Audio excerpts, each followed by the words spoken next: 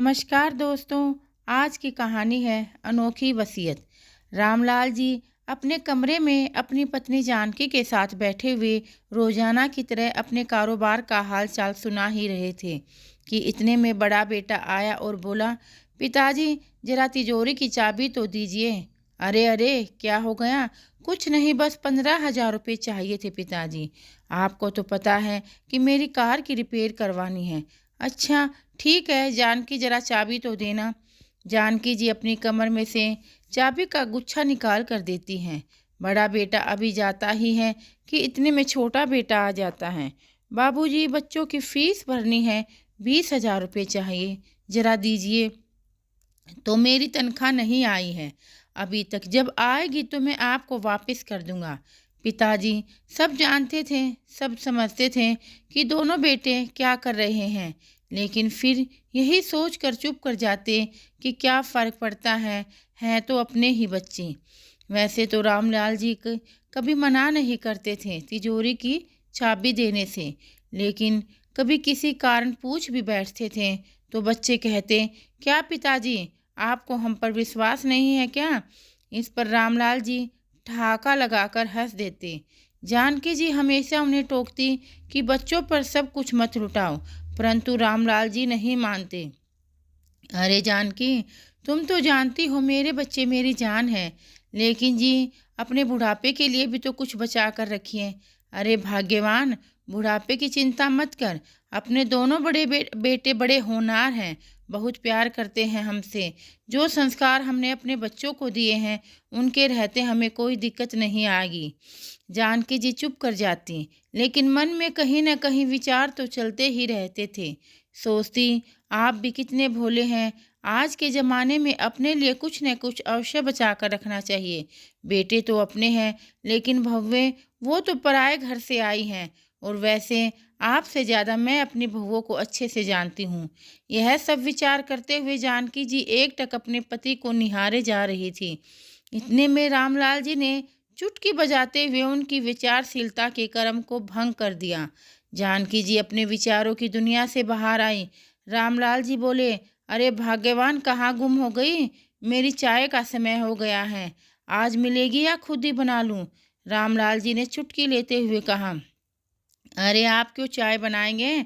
मैं राजू को आवाज़ देती हूँ, वो बना देगा। दरअसल जानकी जी ने रसोई घर और घर के दूसरे कामों को करने के लिए 16-17 साल का राजू नाम का एक नौकर रखा हुआ था, ताकि बहुओं पर काम का बोझ न पड़े, और फिर इस उम्र में वह खुद भी तो ज़्यादा काम नहीं कर सकती थी। जानकी जी बोली, और वैसे भी चाय बनानी आती भी है आपको, जो खुद बनाओगे? श्रीमती जी, मुझे चैलेंज मत कीजिए, बहुत बढ़िया चाय बनाता हूँ मैं, चलो आज तुम्हें चाय बनाकर पिलाता हूँ। कहते हुए रामलाल जी रसोई में जाकर चाय बनाने लगे तो इतने में राजू आ गया। अरे बाबूजी, मैं किस लिए हूँ, मैं चाय बनाता हूँ। अरे नहीं, आज की चाय मैं बनाऊंगा और तुम्हें भी पिलाऊंगा। कहते हुए रामलाल जी चूल्हा जलाने लगे, साथ में अपनी पत्नी के लिए गाना भी गाने लगे। बाहर दोनों बहुएं अपनी हंसी बहुत मुश्किल से रोक कर खड़ी थीं। शाम को जानकी जी और रामलाल जी रोज की तरह सैर सपाटा करने के लिए बाहर निकले। जानकी जी अपने आप को बहुत भाग्यशाली महसूस कर रही थी कि उन्हें रामलाल जी जैसा सुलझा हुआ इंसान मिला। पर कहते हैं, कभी न कभी अपने भाग्य को अपनी ही नज़र लग जाती है। अभी थोड़ी ही दूर निकले थे कि देखा सामने से एक तेज गति की कार बेकाबू होकर उनकी तरफ आ रही थी। कुछ समझ पाते इससे पहले ही कार ने उन दोनों को टक्कर मारकर बुरी तरह से घायल कर दिया। जब होश आया तो जानकी जी ने स्वयं को हॉस्पिटल के बेड पर पाया। देखा तो एक नर्स उन्हें ड्रिप लगा रही थी। उन्होंने उठते ही रामलाल जी के बारे में पूछा तो नर्स ने बताया कि रामलाल जी आईसीयू में हैं। दरअसल उन्हें बहुत ज़्यादा चोटें आई थीं, जिस कारण उनकी हालत गंभीर बनी हुई थी। सुनते ही जानकी जी ड्रिप उतारकर एक तरफ फेंकती है और चोटें लगने के बावजूद उठकर खड़ी हो गई और चल पड़ी। दर्द में भी इतनी हिम्मत कहाँ थी जो उन्हें रोक पाता।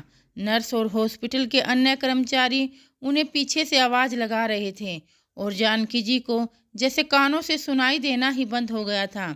सिर्फ और सिर्फ रामलाल जी की प्यार भरी बातें ही उनके कानों में गूंज रही थीं। रामलाल जी को इतनी बुरी अवस्था में देखकर जानकी जी उन्हें देखती रह गई। कुछ देर पहले जो रामलाल जी के उनके साथ हंसते बितियाते सैर पर निकले थे, वो हॉस्पिटल के बेड पर जख्मी हालत में बेसुध पड़े थे। जानकी जी खुद को संभाल न सकी। उठिए न, देखिए आपके सहारे तो मैं जिंदगी जी रही थी। आप ही तो मेरे दिल की भावनाओं को समझते हैं। अब आप ही इस तरह मुझसे रूठ जाओगे तो मेरा क्या होगा। कहते कहते जानकी जोर जोर से रोने लगी। उन्हें आईसीयू से बाहर ले जाया गया। आखिर उन्हें भी काफ़ी कमजोरी आ गई थी। जानकी जी को हॉस्पिटल के बेड पर लिटा दिया गया और उन्हें आराम करने को कहा गया। रामलाल जी की चिंता ही जानकी जी को खाए जा रही थी। आंखें बंद किए जानकी जी अपने पति के साथ बिताए मीठे पलों को याद कर रही थी कि इतने में आवाज़ आई, बड़ी माँ। आंखें खोलकर देखा तो सामने उनका नौकर राजू खड़ा था। जानकी जी की ऐसी हालत देखकर उनकी आंखों में आंसू आ गए थे। बोला, खाना खा लीजिए बड़ी माँ। जानकी जी इधर उधर देखने लगी। आसपास और कोई नहीं था। राजू बोला, सब घर चले गए थे तो मुझे लगा कि आप हॉस्पिटल में अकेली हैं तो आपका हाल चाल जानने आ गया। आते आते थोड़ा खाना भी ले आया। उठिए बड़ी माँ, आप खाना खा लीजिए। बाबूजी जल्दी ही ठीक हो जाएंगे, आप चिंता मत कीजिए। राजू का स्नेह देखकर जानकी जी को कुछ हौसला हुआ। उन्हें लगा कि उनके साथ कोई तो खड़ा है इस दुख की घड़ी में, लेकिन नजरें अपने परिवार को ही ढूंढ रही थी। इतने में नर्स अंदर आई। बोली, जानकी जी, आपके पति को होश आ गया है। राजू उन्हें रामलाल जी के पास ले गया। रामलाल जी होश में तो थे, परंतु अपने हाथ पैर नहीं हिला पा रहे थे। यह देखकर जानकी जी दर्द और चिंता से भर गई, लेकिन अपने पति के सामने कमज़ोर नहीं पड़ना चाहती थी। इसलिए तुरंत अपनी पीड़ा अपनी आंखों में समेटकर रामलाल जी की ओर देखकर मुस्कुराई और बोली, भगवान का शुक्र है आप ठीक हैं। अब हम जल्दी ही अपने घर चलेंगे। तबीयत थोड़ी संभलने के बाद उन दोनों को हॉस्पिटल से छुट्टी मिल गई। वे दोनों घर तो आ गए, लेकिन रामलाल जी अब व्हील चेयर पर आ चुके थे। वह चलने फिरने में असमर्थ थे। घर पर आने के बाद तो जैसे जानकी जी और रामलाल जी की जिंदगी ही पलट गई। जो लोग कभी घर के मुखिया हुआ करते थे, इस घर की रौनक हुआ करते थे, वे दोनों अब उपेक्षा की नज़रों से देखे जाने लगे। बच्चों को अपने माता पिता ही बोझ लगने लगे। रामलाल जी की दवा पानी सब जानकी जी ही करती थी। एक दिन राजू किसी काम से बाजार गया था तो जानकी जी ने अपनी छोटी बहू से कहा, बेटा अपने बाबूजी के लिए कम नमक मिर्च वाका थोड़ा सा दलिया बना दो। तो बहू ने टका सा जवाब दे दिया, माँ जी हमें और भी बहुत सारे काम हैं और पिछले कुछ दिनों से जो घर की हालत चल रही थी, अब किट्टी पार्टी भी नहीं जा पाए। आप यह काम खुद ही कर लीजिए तो अच्छा होगा। कहते हुए बहू तैयार होकर किट्टी पार्टी में चली गई। कभी जानकी जी बेटों को दवा या फल लाने को कहती तो कोई न कोई बहाना बनाकर इनकार कर देते। बेटों का साथ देने के लिए बहुएं भी आ जाती। माँ जी कितना भी खर्च कर लो, अब बाबूजी तो ठीक होने वाले नहीं हैं, तो थोड़ा सोच समझ कर बात किया करो। खर्चे की क्यों खर्चा बढ़ाती रहती हो। इन तीर भरी बातों से माँ का कलेजा छलनी हो जाता। मन ही मन वो जानती थी कि बेटों को यह सब सिखाने वाली बहुएं ही हैं। सोचने लगी कि यह बेटे छोटे छोटे खर्चे के लिए बाबूजी बाबूजी करते हुए आ जाते थे। अब बाबूजी लाचार हो गए हैं तो दूध में से मक्खी की तरह निकाल कर फेंक दिया गया। बेटे बहू की जली कटी सुनकर जब जानकी जी के कमरे में आई तो देखा रामलाल जी की आंखें आंसुओं से भरी हुई थी। रामलाल जी जानकी जी को देखकर बोले, मैंने अपने दोनों बेटों को अपने दोनों हाथ समझा, लेकिन मुसीबत में यही दोनों बेटों ने हमारी परवरिश को ही नकार दिया। लेकिन जानकी तुम मेरी चिंता मत करो, मैं बिल्कुल ठीक हूँ। अरे तिजोरी की चाबी कहाँ गई? यहाँ तो रखी थी। इधर उधर देखते हुए जानकी जी बोली। राजू जो पास ही खड़ा सब बातें सुन रहा था, जानकी जी से बोला, अरे सुबह ही तो छोटी भाभी और बड़ी भाभी कमरे में आई थी, क्या पता उन्होंने ले ली हो। यह सब सुनते ही जानकी जी चौंक गई, लेकिन खुद को संभालते हुए बहुओं के पास पहुंची। बहू, वो तिजोरी की चाबी क्या तुम्हारे पास? थोड़ा संकोच से बोली। बहुएं तो जैसे तैयार ही खड़ी थी चिल्लाने को। माँ जी, आप तो पैसा लुटाने में ऐसे लगी हुई हैं जैसे कि पैसे पैसे पेड़ पर उग रहे हों। अब तो आपके पति की कमाई भी नहीं रही, इसलिए पैसे को कैसे बचाना है यह हम अच्छी तरह जानते हैं। अब वह चाबी आपको नहीं मिलेगी। बहुओं का बेशर्मी भरा जवाब सुनकर जानकी जी हैरानी से उनकी तरफ देखती रह गई। अगले दिन जानकी जी जब सब सोकर उठे तो देखा रामलाल जी को थोड़ा सा बुखार था। जाकर बेटों से कहा, तुम्हारे बाबूजी को हॉस्पिटल लेकर जाना है, बुखार लग रहा है और रूटीन चेकअप भी करवाना है, तो गाड़ी ले चलो। इतने में छोटे बेटे का जवाब था, गाड़ी में पेट्रोल नहीं है। आपको तो पता ही है घर में पैसों की कितनी तंगी चल रही है। ऊपर से बाबूजी सब काम धंधा छोड़कर घर बैठ गए हैं। इतने में बड़ा बेटा भी आया और बोला, माँ आप समझते क्यों नहीं हैं, हम लोग नौकरी पेशा हैं, इतना समय नहीं होता हमारे पास कि ये फालतू के काम करते रहें। राजू को बोलकर ऑटो बुला लीजिए और चले जाइए बाबूजी को लेकर। जानकी जी अपमान का घूंट पिए चुपचाप खड़ी थीं। उन्होंने उस समय कुछ न बोलना उचित समझा। इतने में राजू आवाज लगाई, आइए बड़ी माँ, मैं ऑटो बुला कर ले आया हूँ। जाते हुए जानकी जी ने राजू से कहा, पर बेटा मेरे पास तो पैसे भी नहीं बचे दवा और फल लाने के लिए। मैंने पैसे उठा लिए हैं तनख्वाह में से। यह सब राजू ने कहा। बाबूजी की व्हीलचेयर को सरकाते हुए राजू ऑटो के पास ले गया। कहने को तो राजू नौकर था, लेकिन जानकी जी और रामलाल जी की सेवा उनके बच्चों से बढ़कर कर रहा था। ऑटो में जानकी जी राजू से कहने लगी, मुसीबत में जब अपनों ने ही पल्ला झाड़ लिया तब तूने अपनों से भी ज़्यादा ख्याल रखा है। तब राजू बोला, बड़ी माँ, मेरे बचपन से ही माँ बाप नहीं थे, मेरी दादी ने ही मुझे पाल पोस कर बड़ा किया, अब वह भी चल बसी, मुझे तो आप दोनों ने ही माता पिता की परछाई नजर आती है। राजू की आंखें सैजल हो उठी। हॉस्पिटल में डॉक्टर ने रामलाल जी के लिए कुछ खास डाइट एक्सरसाइज बताई। राजू ने सब अच्छे से समझ लिया। वापस घर आते हुए रास्ते में ऑटो रुकवा कर राजू दवाइयाँ, फल और ज़रूरी सामान भी ले आया। राजू ने उनके खाने पीने का खास ध्यान रखा। कुछ ही दिनों में बाबूजी भी ठीक होने लगे। जब तबीयत थोड़ी अच्छी हुई, एक दिन बाबूजी ने अपने दोनों बेटों को हॉल में बुलाया। क्या बाबूजी, आपको तो कोई काम धंधा है नहीं और आप सारा दिन हमें भी परेशान किए रखते हैं। दोनों बेटे चिल्लाते हुए बोले। अपने अपने कमरे से बाहर आए। सामने देखा तो चौंक गए।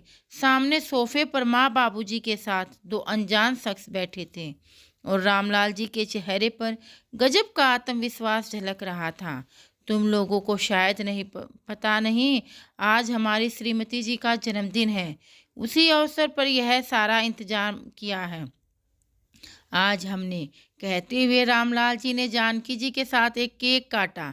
जानकी जी को एक गिफ्ट पैक उठाकर देते हुए बोले, यह लीजिए श्रीमती जी, आपके लिए अपनी पसंद की महंगे वाली सिल्क की साड़ी लाया हूँ।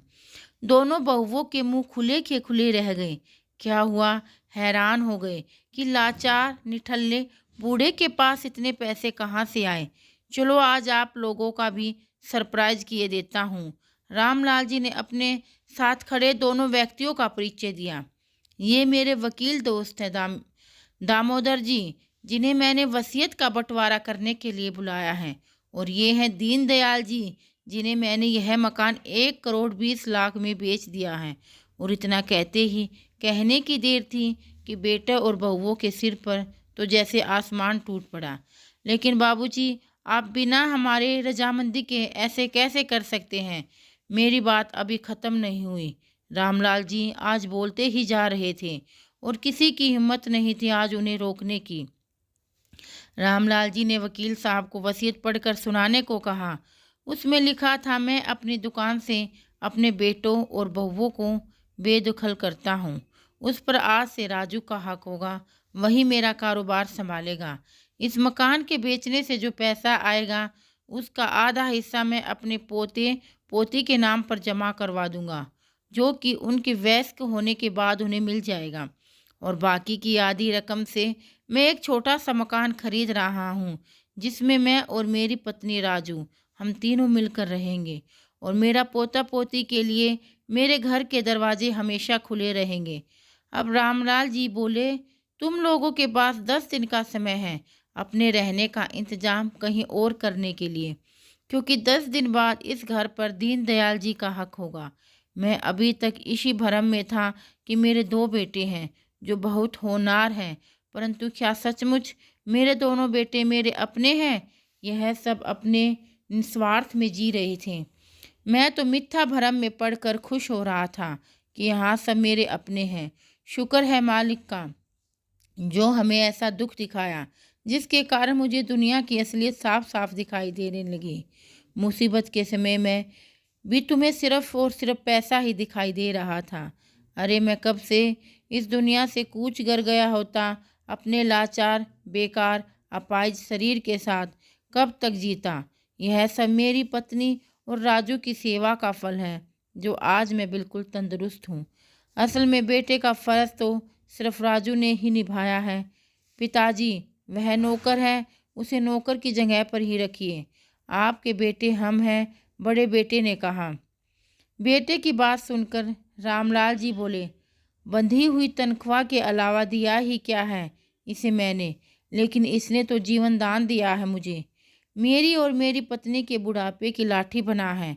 अब तो दोनों बेटे बहुएं माँ जी के चरणों में गिर पड़ी और बोली, हमसे बहुत बड़ी गलती हो गई माँ जी, आप ही कुछ समझाइए बाबूजी को। हम लोग आपके ही तो बच्चे हैं और फिर रिश्तेदार क्या बोलेंगे, यह भी तो जरा सोचिए।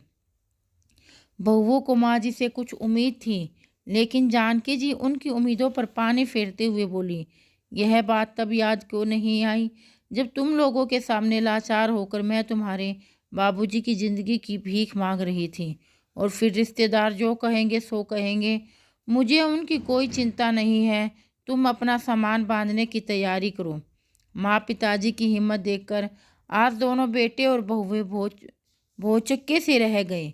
शायद उन्हें अपने कानों पर यकीन नहीं हुआ।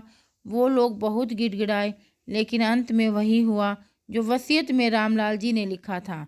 बेटों और बहुओं को अपने किए की सज़ा और सबक दोनों मिल चुके थे। दोस्तों, आपको यह वीडियो कैसे लगी? अगर आपको यह वीडियो ज़रा भी पसंद आई हो तो प्लीज़ वीडियो को लाइक और चैनल को सब्सक्राइब ज़रूर करना और कमेंट बॉक्स में अपनी राय ज़रूर लिखना। धन्यवाद।